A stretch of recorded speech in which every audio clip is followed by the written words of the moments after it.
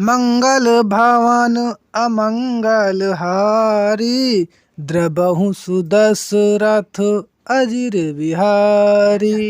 एक आदमी गया चश्मे की दुकान पर, तो डॉक्टर ऐसे ही कर रहा था, तुम्हारी आंख खराब, बैठो। वो लेंस लगाता, पढ़ने में आया, पहले से थोड़ा ठीक है, दूसरा हाँ अब कुछ ठीक है, तीसरा हाँ ये बिल्कुल ठीक है। डॉक्टर कहता पैसे जमा करो, परसों चश्मा ले जाना। सबके चश्मे ऐसे ही बन रहे थे। पर आश्चर्य, एक आदमी ने देखा कि चश्मा लगते, 2-3 लेंस लगते ही आदमी पढ़ने लगता है, तो वो भी जाके बैठ गया। हमारी भी आंख, अब लगाया लेंस, पढ़ने में आया, कुछ नहीं, पहले ही जैसा है। दूसरा लगाया, पहले ही जैसा है। तीसरा, चौथा, पांचवा, छठवां, सातवां लेंस लगाया, पहले ही जैसा है।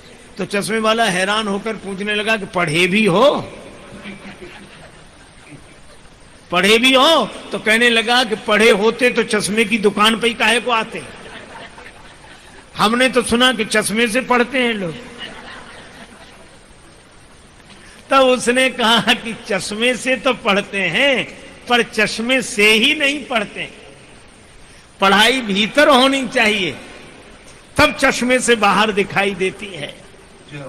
और इसी तरह जिन्होंने परमात्मा को पढ़ लिया है, उनके नेत्रों से सर्वत्र परमात्मा ही परमात्मा दिखाई देता है। तो सकल एक थे एक सचेता, पर एक अलग है सबसे, सबकर परम प्रकाशक जोई, राम अनादि अवधपति सोई।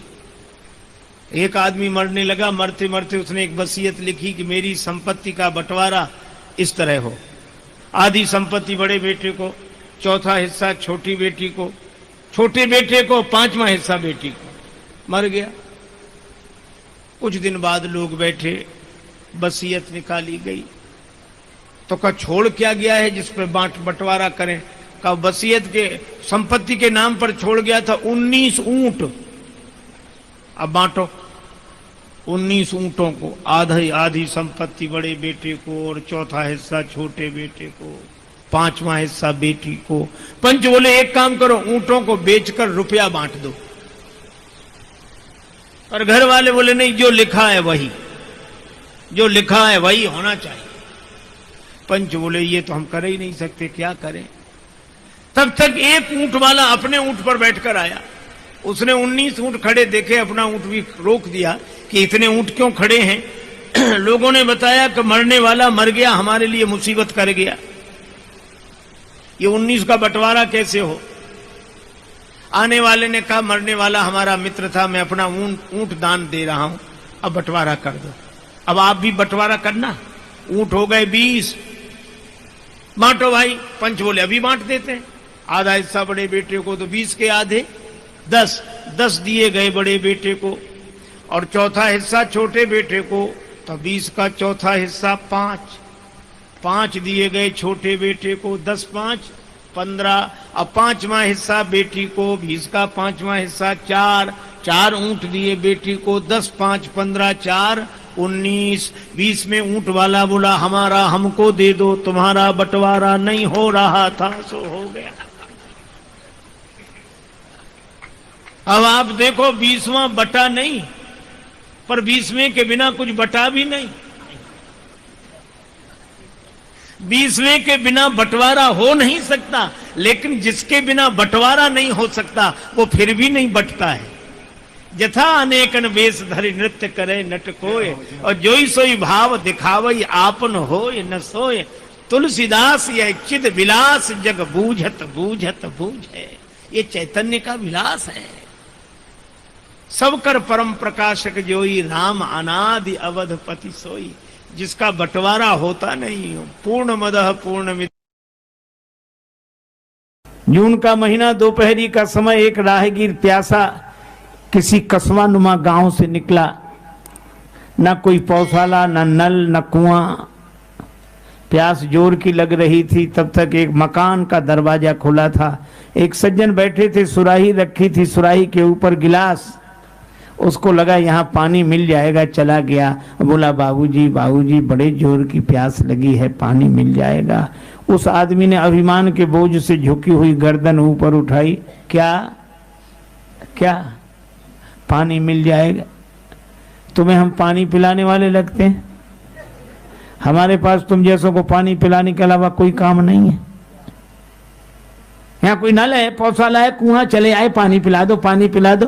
हाँ, देखते नहीं है? एक शरीफ आदमी का घर है। राहगीर मन ही मन बोला, सो तो देख ही रहे हैं। आजकल शरीफों के घर ऐसे हो गए जहाँ पानी भी ना मिले। पहले मकान के बाहर लिखा रहता था शुभागमन, सुस्वागतम। अंग्रेजी पढ़े लिखे लोग लिखते थे वेलकम।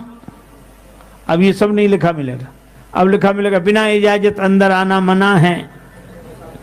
किसी किसी मकान के सामने लिखा होगा कुत्ते से सावधान, हालांकि उसमें रहते आदमी हैं।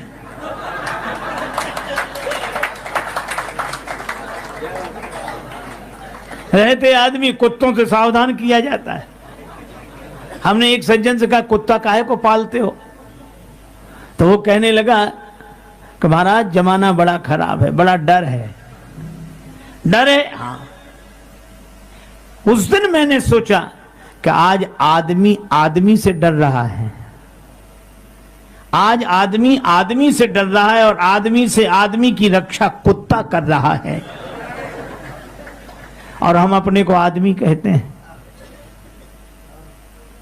भगवान राम के चरित्र से मानवता आती है। आज आदमी को डर के आदमी का।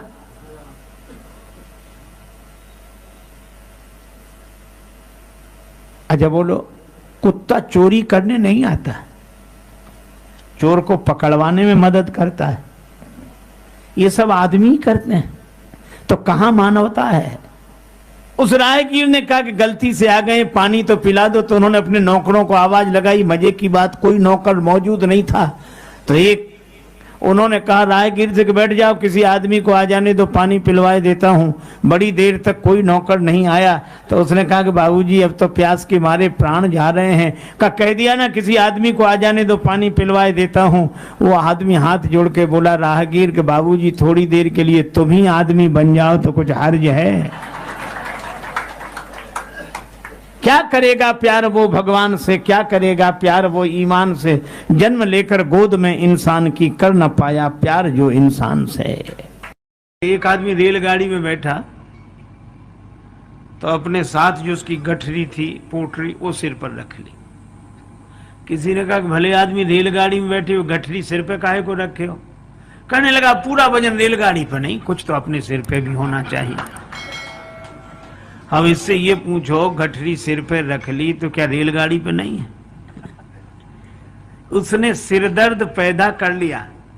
गठरी सिर पर रखेगा तो सिरदर्द तो हो गई, यद्यप वजन रेलगाड़ी पे ही है। इसी तरह भगवत शरणागति होने पर कुछ लोग अभिमान के कारण अपने प्रपंचों की गठरी अपने सिर पर रख लेते हैं। वजन तो भगवान पर ही है, लेकिन वे अभिमान के कारण अपना सिरदर्द पैदा कर लेते हैं। और जिन्होंने ये सिरदर्द मिटा दिया, जो भगवान के प्रति समर्पित हो गए। हमारे पूज्य गोस्वामी बिंदु जी महाराज कहते हैं कि दुख में भी न यूं घनश्याम तुमको दुख से घबरा करके छोड़ूंगा, न यूं घनश्याम तुमको दुख से घबरा करके छोड़ूंगा, और जो छोड़ूंगा तो कुछ मैं भी तमाशा करके छोड़ूंगा। और अगर था छोड़ना तुमको तो फिर क्यों हाथ पकड़ा था, अगर था छोड़ना तुमको तो फिर क्यों हाथ पकड़ा था, और जो अब छोड़ा तो मैं जाने न क्या क्या करके छोड़ूंगा।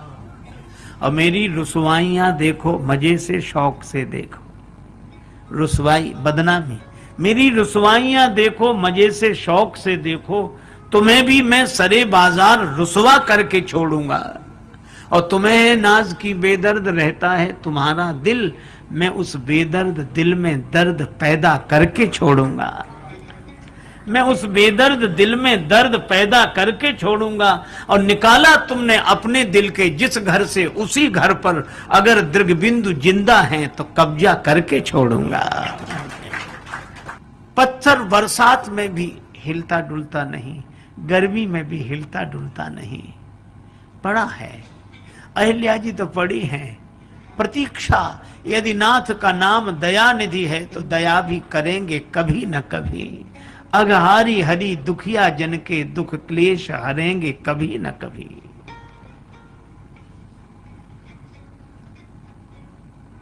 जहां व्याध अजामिल का घर है, जहां गीध निखाद का आदर है, उसी वेश में उस घर में हम जा ठहरेंगे कभी ना कभी। वही वेश बना के उसी घर में हम जा ठहरेंगे कभी ना कभी। जिस रूप की शोभा सुहावनी है, जो छटा अतिशय मन भावनी है, उसी रूप सुधा से स्नेहियों के दृग प्याले भरेंगे कभी ना कभी। आप लोगों को यह वीडियो कैसा लगा हमें कमेंट करके जरूर बताएं।